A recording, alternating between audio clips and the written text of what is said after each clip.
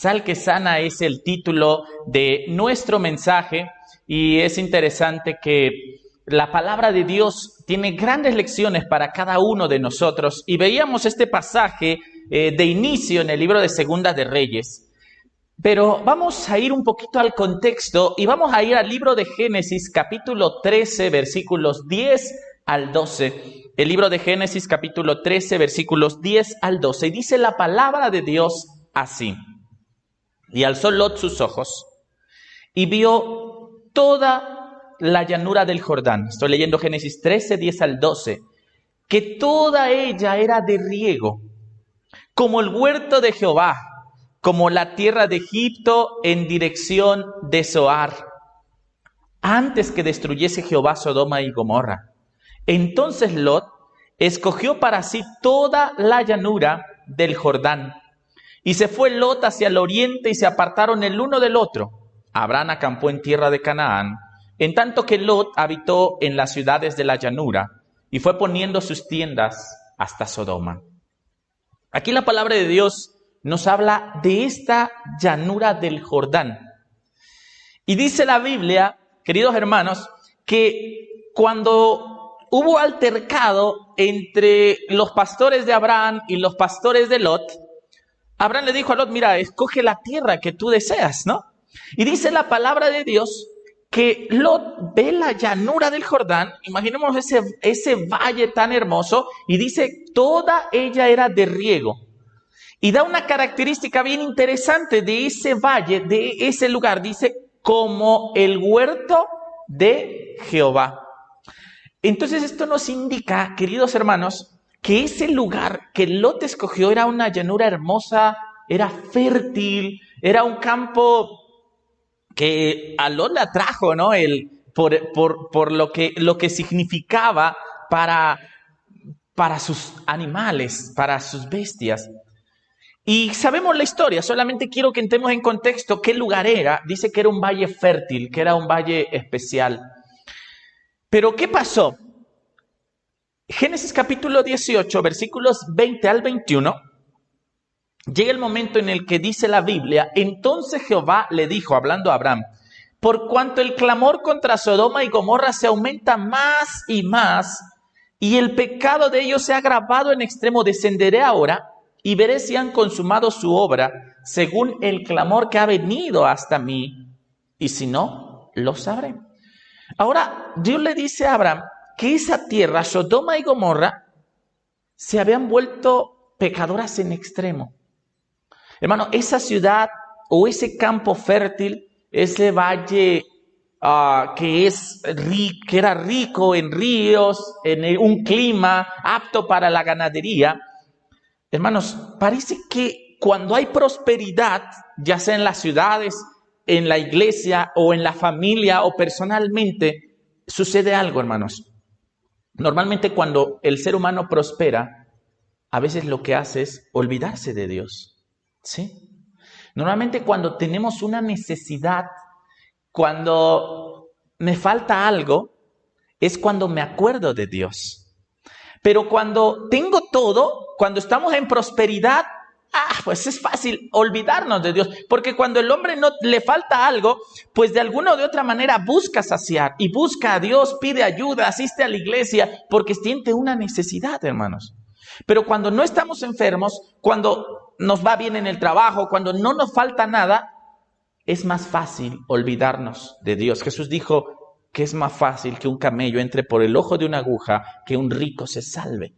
Y no es que sea imposible, sino que a veces las riquezas las amamos tanto que nos olvidamos de nuestro Dios. Entonces, esa ciudad, ese campo fértil, el Valle del Jordán, donde estaba ubicada Sodoma y Gomorra, al ser, hermano, yo creo que al ser tan fértil y al ser tener tanto, hermanos, empezaron a ¿qué? Se empezaron a corromper. ¿Y qué hizo Dios?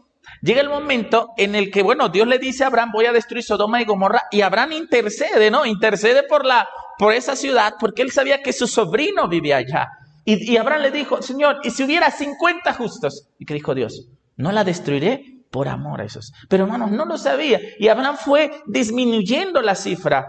Hermanos, no había ahí el número, ni 5, hermanos. Y llegó el momento que llegan los ángeles a Sodoma y a Gomorra y ven a Lot. Y dice Génesis 19, 12 y 13, dice, y dijeron los varones a Lot, ¿tienes aquí alguno más?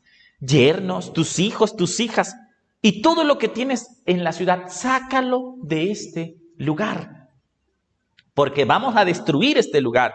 Por cuanto el clamor contra ellos ha subido de punto delante de Jehová, por tanto Jehová nos ha enviado para destruirlo. Llegó el momento en el que los ángeles le dicen a Lot, saca todo lo que tienes, porque vamos a ¿qué? Vamos a destruir esta ciudad. Eso fue lo que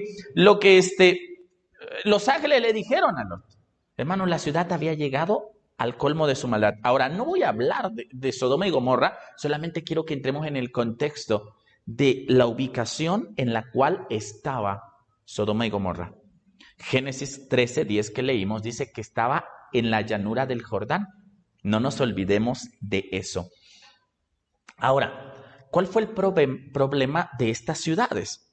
Ezequiel 16:49 dice que el problema de esa ciudad, dice, he aquí esta fue la maldad de Sodoma tu hermana, soberbia, saciedad de pan y abundancia de ociosidad tuvieron sus hijas, y no fortaleció la mano del afligido y del menesteroso. El problema de Sodoma y Gomorra era que había tanta abundancia, y como yo mencioné hace un momento, cuando hay abundancia, el ser humano se olvida de Dios.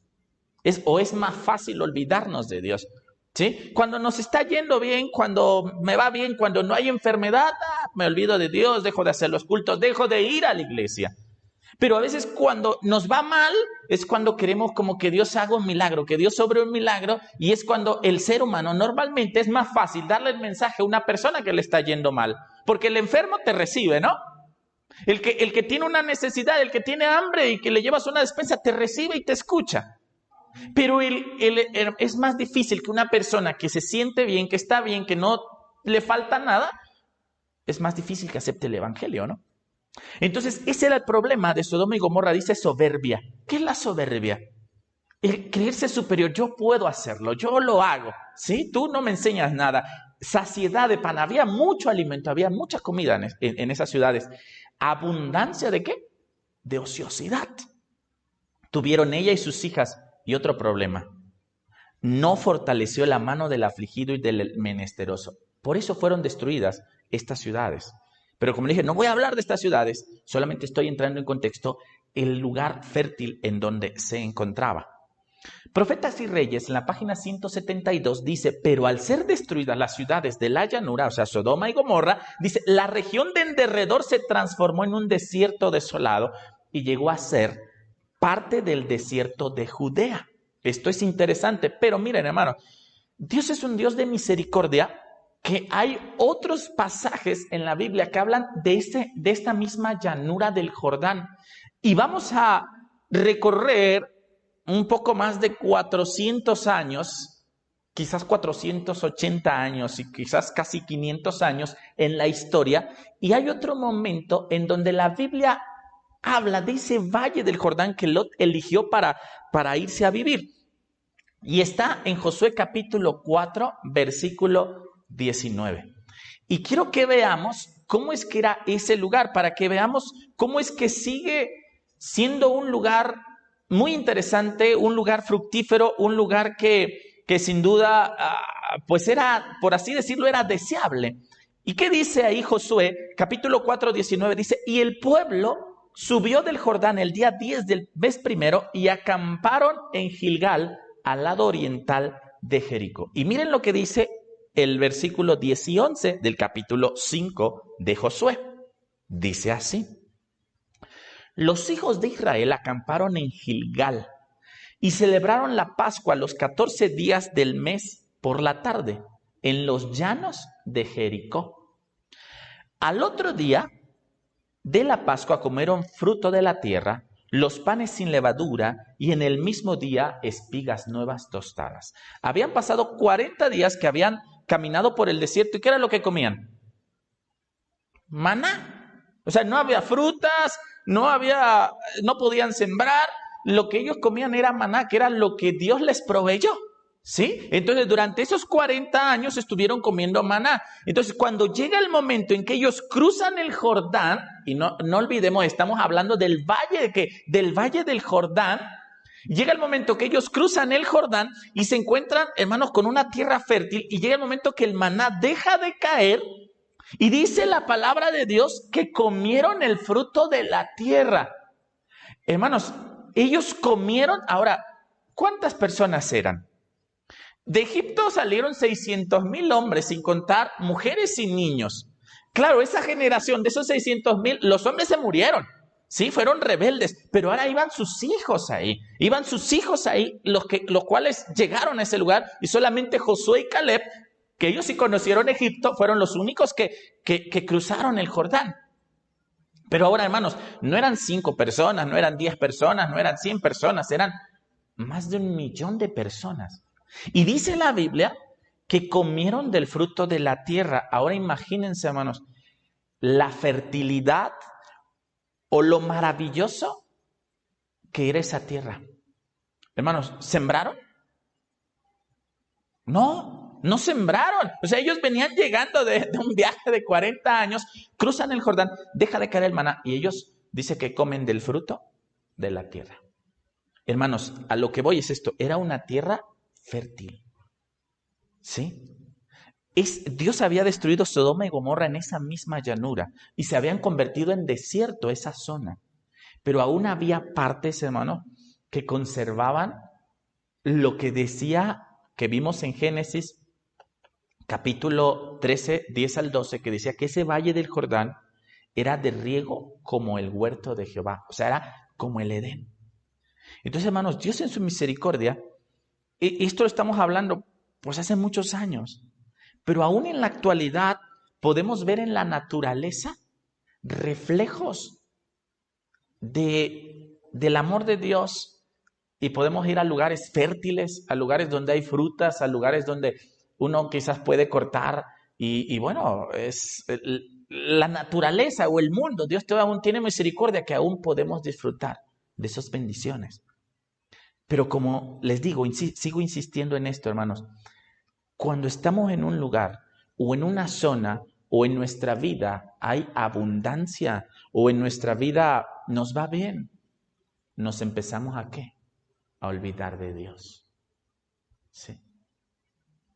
Pero es cuando tenemos necesidad, cuando sabemos que hay algo que no tenemos, es cuando nos acordamos de Dios.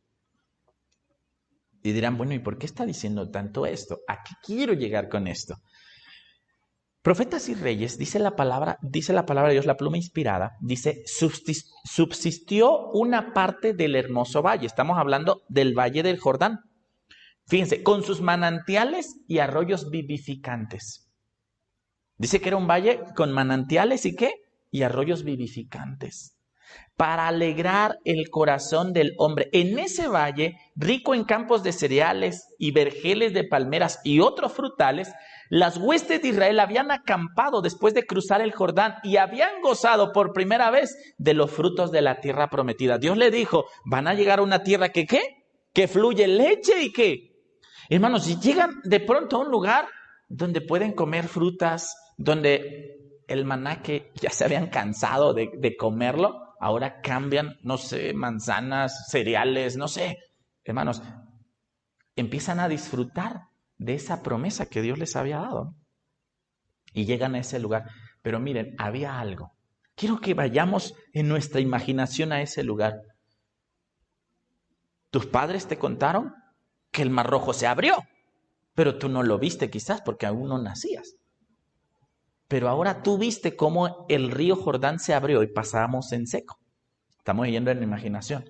Pero Dios le dijo al pueblo de Israel algo que está en Deuteronomio capítulo 9, versículo 1. Miren lo que Dios les dijo en Deuteronomio 9, versículo 1. Dice así: Oye, Israel, tú vas hoy a pasar el Jordán para entrar a desposeer a naciones más numerosas y más poderosas. Y escuchen ahora lo que dice: ciudades grandes y amuralladas hasta el cielo. Hermanos, Dios le dijo, tú vas a poseer un lugar cuando cruces el Jordán de naciones, dice, más numerosas y más poderosas que tú. La realidad, hermanos, es que solamente Dios podía conquistar esas ciudades. El pueblo de Israel era nómadas, hermanos, no eran guerreros. Y ahora Dios le dice, vas a entrar a poseer ciudades más grandes, más poderosas que tú. Pero hay algo que quiero recalcar. Dice ciudades grandes y dice amuralladas, ¿hasta dónde? Hasta el cielo. Ahora, el pueblo de Israel está acampando, había cruzado el Jordán y está acampando ahí en ese lugar y había una ciudad que veían sus murallas. Dice que Dios les dijo, ciudades amuralladas, ¿hasta dónde? Hasta el cielo. No que la muralla llegaba al cielo, pero era tan alta, ¿sí? Como quizás han visto que de pronto hay montañas, aquí alrededor de Zacatecas hay montañas, y quizás cuando baja la neblina parece que pues están hasta el cielo. Yo imagino que eran altas y de pronto cuando en algún momento bajaba la neblina o llovía, pues esa parte de esas murallas se cubría, ¿no? Y dice, eran amuralladas hasta el cielo. Entonces el pueblo de Israel estaba acampando y disfrutando de las frutas, disfrutando de las bendiciones, ahí quizás los niños corriendo y diciendo, por fin llegamos a la tierra prometida después de 40 años. Pero había, allá enfrente de ellos había una ciudad amurallada. ¿Sí? ¿Qué ciudad era esa? El libro de Josué, capítulo 6, versículos 2 al 5. Miren qué ciudad era. Mas Jehová dijo a Josué, mira, yo he entregado en tu mano a Jericó y a su rey, con sus varones de guerra. ¿Qué dice ahí? ¿Qué ciudad era? Dice, yo he entregado en tu mano a Jericó, dice, a su rey con sus varones de guerra. Rodearéis pues la ciudad todos los hombres de guerra, yendo alrededor de la ciudad una vez. Y esto haréis durante 6 días. Y 7 sacerdotes llevarán 7 bocinas de cuernos de carnero delante del arca. Y al 7º día daréis 7 vueltas a la ciudad.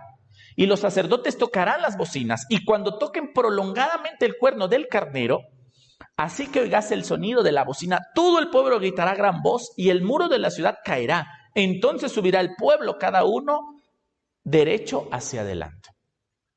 Yo creo que no sabemos la historia de la conquista de Jericó. Aquí hay niños, ¿han escuchado esa historia de cómo conquistaron Jericó? ¿Verdad que iban alrededor caminando? Ahora imagínense qué pensarían los que estaban allá en la muralla viendo a esos locos israelitas caminando alrededor de la muralla. ¿Ah? Y de pronto vieron que dieron la vuelta y se fueron. Y dijeron, estos quién sabe qué tengan. Pero Dios les había dicho, vas a poseer naciones más fuertes que tú, más grandes que tú. Hermanos, pero no es como el hombre quiere, sino es como solamente Dios puede y quiere.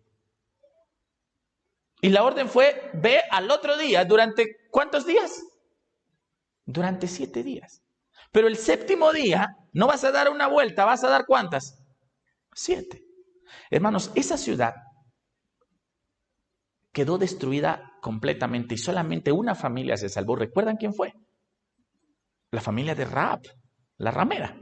¿Sí? Ahora, alguien, o a veces nos preguntamos, y bueno, ¿por qué Dios destruyó a esta ciudad, Jericó, y por qué destruyó a otras ciudades completamente? Y ahora, ¿había niños ahí en la ciudad? Hermano, claro que había. Ahora, ¿eran inocentes o eran culpables los niños? Hermanos, eran inocentes. ¿Qué pecado comete un bebé? Hermanos, pero ¿por qué Dios permitió que murieran culpables con inocentes? ¿Nos hemos preguntado eso? O hay veces que nos dicen, si Dios es un Dios malo, mira cuántos murieron siendo inocentes. Pero mira, yo les voy a decir algo. Ese acto de que aún inocentes murieran, hermanos, era un acto de misericordia. Les voy a decir por qué. Quizás podríamos pensar, bueno, que solamente se mueran los culpables, los adultos, los malos. Está bien, correcto. Pero ¿qué iba a pasar con esos niños cuando crecieran? ¿No acaso iban a imitar a sus padres? ¿No acaso iban a seguir su misma conducta? Y el hecho de que murieran siendo niños inocentes, y quién sabe qué tan inocentes, ¿no? Porque la realidad es que hay niños que ya no son inocentes. El hecho de que murieran siendo inocentes, si así lo fueran, aseguraba su salvación. ¿Sí me entienden? Entonces, alguien puede decir, pero ¿por qué fue Dios cruel y mató a los niños? Hermanos, era un acto de misericordia para ellos. Porque si vivían, posiblemente seguían el camino de sus padres. ¿Sí? Entonces el hecho de que ellos murieran era un acto misericordioso. Pero ¿por qué destruyó esa ciudad? Hermanos, esta ciudad era una ciudad impía. Adoraban a la diosa Luna, que era Astarte. Y ahí en ese lugar, hermanos, dice la historia y dice el espíritu de profecía, dice, los ritos más viles y degradantes de la religión pagana se hacían ahí, hermanos. No eran inocentes, hermanos. Era una ciudad pagana. Y por eso fue Dios que la destruyó. Pero miren, hay algo que quiero que tomemos en cuenta. Cuando esta ciudad fue destruida, Josué dijo algo. Josué capítulo 6, versículo 26. Miren lo que dice la palabra de Dios ahí en Josué capítulo 6, versículo 26.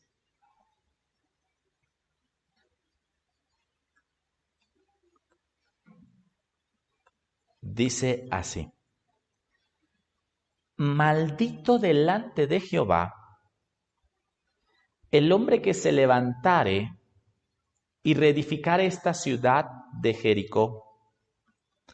En su primogénito eche los cimientos, y en su menor asiente sus puertas. ¿Qué dijo Josué, hermanos? ¿Cuál fue el dicho de Josué? Dice que, maldito el qué, el que reconstruya esa ciudad. ¿Por qué? Hermanos, Dios dijo esto, o Josué dijo esto, maldito, dice, el hombre que levante y reedifique esta ciudad de Jericó. ¿Qué pasó? ¿Por qué Dios destruyó esta ciudad? Ya lo vimos. El libro de Génesis 15:16, Dios manda a Moisés a esa tierra, a Abraham, perdón, y le dice a Abraham, ¿sabes qué, Abraham? Regrésate, porque no ha llegado hasta el colmo la maldad de ellos. Dice, ten por cierto que tu simiente será esclava 400 años. O sea, hermanos, ¿les dio Dios oportunidad o no les dio oportunidad? Hermanos, Dios les dio oportunidad. 400 años, hermanos. Y ya el momento que esa ciudad es destruida. Y no solo esa, más ciudades son destruidas y otras ya habían sido destruidas antes de cruzar el Jordán. Pero ahora Josué dice, maldito el hombre que reedifique esta ciudad. ¿Qué quiere decir esto, hermanos? Posiblemente, hermanos, nosotros venimos de ese Egipto espiritual, de una vida de pecado, de una vida en contra de la voluntad divina. Y Dios destruye nuestros ídolos, o Dios quiere destruir nuestros ídolos, pero el problema que tenemos es que nosotros queremos seguir reedificando ¿sobre qué? Sobre esos escombros, hermanos. Y Dios le dijo, Josué le dijo, maldito el que qué. Y dice, ¿a costa de la vida de quiénes? De sus hijos, hermanos. Y a veces nosotros podemos perder o estamos en peligro de perder a nuestros hijos. ¿A causa de qué? A causa de regresar a nuestra vida pasada. Y es un precio muy alto el que pagamos. Pero hermanos, el ser humano no entiende. Ahora, quiero avanzar y avanzar adelante porque, ¿saben? Alguien se atrevió a reedificar esa ciudad. ¿Saben ustedes quién fue? Un hombre llamado Abiram. Y esto está en Primera de Reyes 16:34. Y dice la Biblia que Abiram reconstruye la ciudad y cuando empezó, se murió su primogénito. Y cuando puso la puerta, se murió su último hijo. ¿Sí me entienden? O sea, lo que Josué dijo, ¿sé qué? Se cumplió. ¿Saben quién lo mandó? El rey Acab. Acab era un rey pagano. ¿Sí? Entonces, aquel hombre va y reconstruye. Y hermanos, perdió a su familia por hacer eso. Pero quiero que vayamos a Segunda de Reyes. Capítulo 2, versículo 19. Voy a tomar aquí mi Biblia. Y fíjense lo que dice ahí la palabra de Dios, Segunda de Reyes 2:19. Ya lo habíamos leído al principio, pero vamos a leerlo otra vez. ¿Cómo llegamos hasta aquí? Dice así: los hombres de la ciudad dijeron a Eliseo. ¿Qué ciudad? Escuchen, mira, el lugar donde está colocada la ciudad es bueno. ¿Qué le dijeron a Eliseo? Que el lugar donde está colocada la ciudad era ¿cómo? Bueno. Hay algo que aquí a mí no me cuadra, porque dicen, como mi señor ve, o sea, se veía bueno, pero dice, las aguas ¿son qué? Son malas y la tierra es estéril. Ahora, hermanos, si ustedes les dijeran que fueran a esa ciudad a comprar un terreno,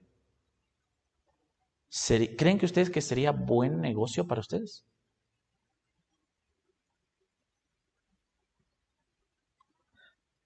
Me imagino, o pienso yo, porque dice, el lugar donde está colocada la ciudad es bueno. Bueno, quizás la ubicación. No lo sé. Bueno, el clima, no sé, pero tenía un problema. Dice, las aguas son malas y la tierra es estéril. ¿Saben qué lugar era esa ciudad? Era la ciudad que Abiram había reconstruido, o sea, era Jericó. Hermanos, ¿y qué había pasado con ese valle tan fértil? Del cual los israelitas comieron. ¿Qué pasó con ese valle? Hermanos, habían pasado 50 años, más o menos, ¿sí? De aquella fecha, si no me equivoco, o 500, no recuerdo. Pero Dios había destruido Jericó y la tierra, hermanos, había quedado, por así decirlo, maldita. ¿Sí? 5 siglos, eran 500 años. Ahora reconstruyen la ciudad. Muere el hijo de Abiram, o los 2 hijos de Abiram, pero yo no entiendo qué necedad del ser humano de ir a vivir a una tierra infértil. ¿Ustedes vivirían ahí?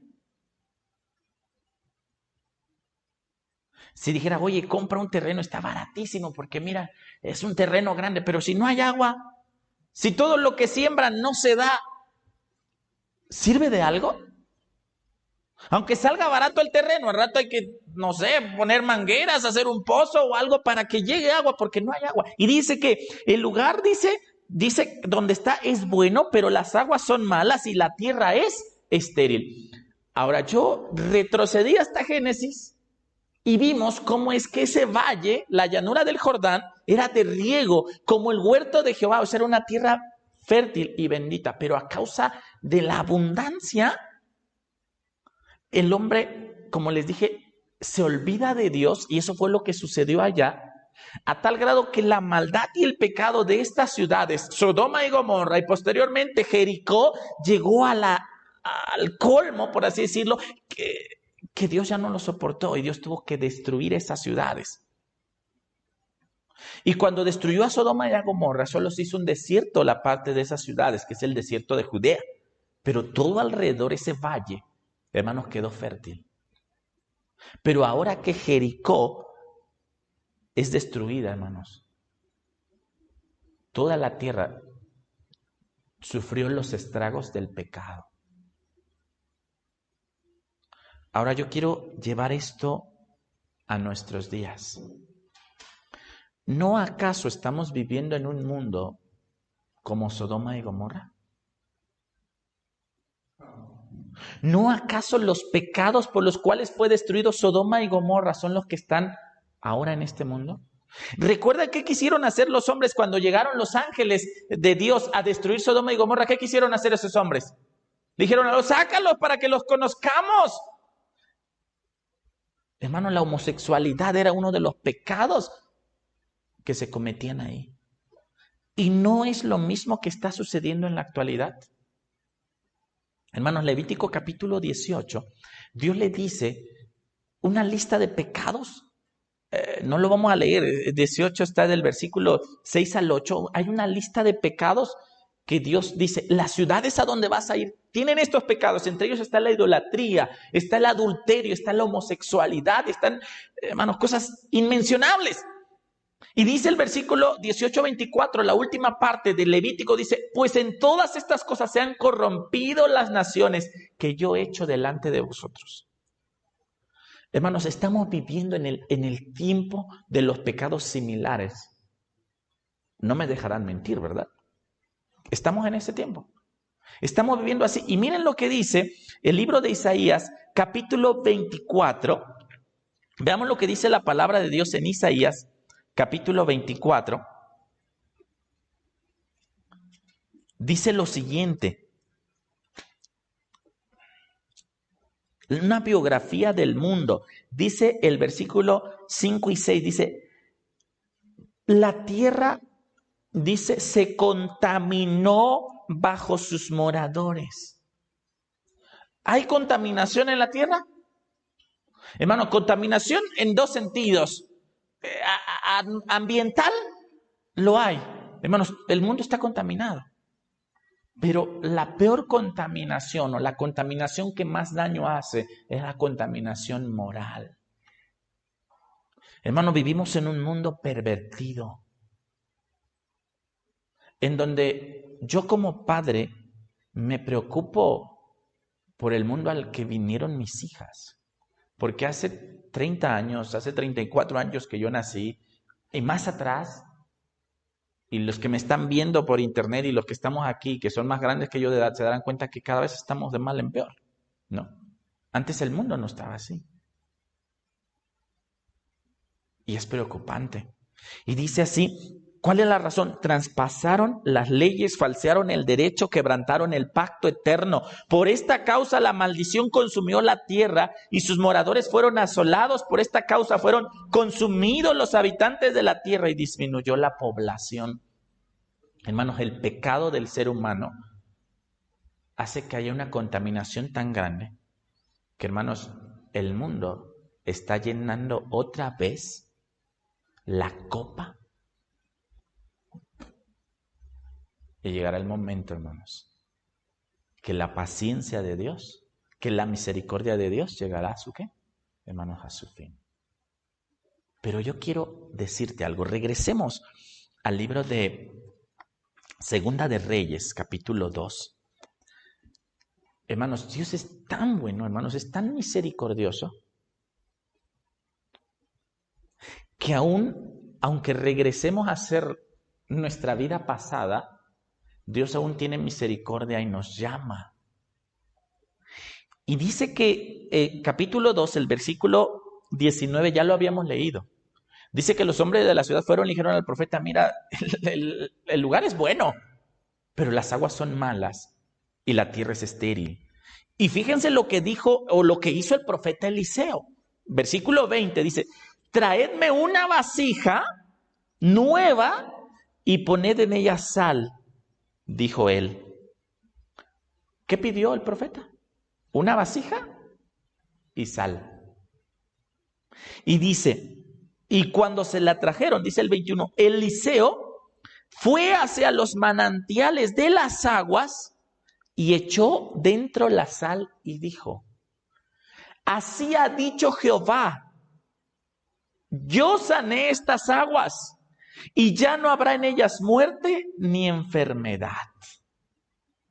Hermanos, miren, qué maravilloso es esto. ¿Por qué? Porque, hermanos, esa tierra que había quedado maldita por el pecado, que Dios había dicho no reconstruya sobre esa tierra, el hombre somos ¿qué? Hermanos, somos necios. Y siempre volvemos a ¿qué? Hermanos, ¿cuántas veces cometemos un error o cometemos un pecado? ¿Y otra vez qué hacemos? Volvemos a lo mismo. ¿Y cómo es Dios? ¿Nos trata como merecemos? Hermanos, no. Lamentaciones 3 dice, es por la misericordia de Jehová que no hemos sido ¿qué? Consumidos. Hermanos, si estamos aquí es por su misericordia. Si el mundo aún continúa su curso de maldad y Dios lo permite, es por su misericordia. Pero es aquí donde entramos tú y yo. Porque dice que esas tierras, esas aguas malas, fueron sanadas ¿con qué? Con sal. Y quiero decirte algo. Este mundo ya no tiene solución. Ya no. Pero hay personas individuales que sí la tienen. El mundo no. Pero individualmente sí hay esperanza para la humanidad. ¿Pero cómo? Es ahí donde entramos nosotros. Quiero que recordemos, era una tierra fértil como el Edén. Esa fertilidad o esa abundancia hizo que las ciudades cayeran en pecado. Dios la destruye y aún quedan cosas hermosas, queda ese valle y ahí se pone Jericó y se convierte en una ciudad pecadora y Dios la destruye y queda maldito ese lugar, pero aún va el hombre y construye ahí y llega el momento en que el hombre dice, las aguas son malas y Dios en su misericordia utiliza a un hombre, a un profeta y sana esas aguas. ¿Y con qué las sanó? Con sal. ¿Y qué dice? 2 Corintios 4:7 dice, pero tenemos este tesoro en vasos de barro para que la excelencia del poder sea de Dios y no de nosotros. Y quiero que vayamos ahora a Mateo 5:13 y dice, vosotros sois la sal de la tierra. Si la sal se desvaneciere, ¿con qué será salada? No sirve más para nada, sino para ser echada fuera y pisada por los hombres. Hermanos, ¿qué dice ahí la palabra de Dios? ¿Quién es la sal? Hermanos, la sal somos ¿quiénes? Somos tú y yo. Ahora, si Eliseo utilizó una vasija de barro con sal y con eso fueron sanadas las aguas, hermanos, ¿qué querrá decirnos esto? Que tú y yo, que nosotros tenemos un papel muy importante que jugar en la salvación del mundo, hermanos. El mundo no tiene esperanza. El mundo va a ser destruido. Pero Dios tiene misericordia ¿de quién? De los seres humanos. Y Dios ya hizo su parte. Cristo vino y murió en la cruz del Calvario. Pero hay una parte que te toca a ti y que me toca a mí. ¿Y esa parte cuál es? Es ser la sal de la tierra. ¿Y para qué sirve la sal? La sal, ¿a quién le gusta la comida sin sal? A ver, a los niños que están aquí, ¿les gusta la comida sin sal? No sabe a nada, ¿no? Es insípido. Pero cuando la comida tiene sal, hasta el aroma es diferente, hermanos. Antes, que no había refrigeradores, utilizaban la sal para conservar. Pero para que pudieran ser conservadas las cosas con sal, la sal tenía que penetrar. Y se han dado cuenta que vamos a suponer que hacemos frijoles y se nos olvida echarle sal, y ya cuando nos lo servimos los probamos y no tiene sal, y por más sal que le echemos, nunca van a tener ese sabor tan delicioso, que es cuando le echan ¿qué? Sal cuando se está cocinando, ¿no? Entonces la sal tiene que, ¿qué, hermanos? Tiene que penetrar para hacer un buen efecto. ¿Y esto qué quiere decir, hermanos? Si tú y yo somos la sal de la tierra, hermanos, nuestra vida tiene que reflejar lo que somos. Y para que la gente que nos ve, la gente que nos rodea, se den cuenta que somos diferentes. Y qué tristeza es cuando la gente no se da cuenta que somos cristianos hasta que le decimos, oye, ¿a poco eres cristiano? Ni cuenta me había dado. ¿Pero por qué? Porque mi vida, porque mi comportamiento no refleja que soy un ¿qué? Que soy un cristiano. Pero hermanos, qué bonito se siente. Yo no sé si les ha pasado cuando alguien te dice, oye, tú eres cristiana, ¿verdad? Oye, ¿por qué? No, es que se ve. Hablas diferente, vives diferente, comes diferente, vistes diferente. ¿Se siente o no se siente bonito? Pero qué feo se siente cuando dicen, oye, pues ni cuenta me dabas que eras cristiano si no me dices. ¿Sí me entiendes? Ni pareces cristiano. Ahora, ¿estamos siendo la sal de la tierra? Esta es una pregunta personal. ¿Eres tú realmente la sal de la tierra? ¿O ya perdiste el sabor? Y si alguien dice, bueno, creo que no. ¿Cómo nos convertimos en sal de la tierra? Marcos capítulo 9, versículo 49 dice, porque todos serán salados con fuego. Hermanos, las pruebas son lo que nos va puliendo para ser un verdadero cristiano. Y ese es, hermanos, el papel que nosotros debemos jugar en este mundo. Estamos viviendo en un Jericó, estamos viviendo en Sodoma y Gomorra, estamos como en los días de Noé, dijo Jesús. Y el mundo así está. Pero hermanos, nosotros no podemos salir corriendo del mundo. No podemos irnos a otro planeta todavía. No podemos irnos al cielo todavía. Vivimos aquí en esta tierra. Y ustedes y yo, por nuestra vida, por nuestro comportamiento, por nuestra profesión de fe, nos convertimos en sal de la tierra para dar sabor de vida para vida y para que otros cuando nos vean pregunten y puedan imitar nuestro ejemplo. Quiero terminar con lo que dice Mateo 5, 14 al 16, que dice, vosotros sois la luz del mundo. Una ciudad asentada sobre un monte no se puede esconder. ¿Qué dice ahí? ¿Podemos escondernos? No. Dice que una ciudad que está asentada sobre un monte no se puede, ¿qué? No se puede esconder. Ni se enciende una luz y se pone debajo de un almud, sino sobre el candelero y alumbra a todos los que están en casa. Así alumbre vuestra luz delante de los hombres, para que vean vuestras buenas obras y glorifiquen a vuestro Padre que está en los cielos. Hermanos, no somos la sal para que me vean a mí, no soy la luz para que me vean a mí, sino dice ¿para qué? Que los hombres vean vuestras buenas obras y glorifiquen ¿a quién? Y glorifiquen a quién. Hermano, no es para que me vean y que me aplaudan, qué buen cristiano eres. No, hermanos.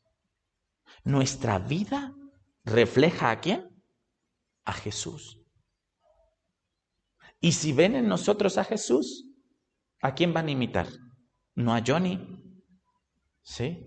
No a Alejandra, sino van a imitar ¿a quién? A Jesús.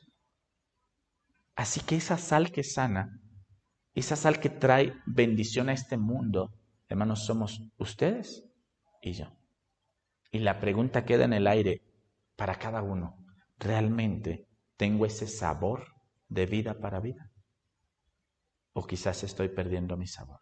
O quizás yo soy los que me regresé a reconstruir donde Dios dijo, no regreses a reconstruir allá.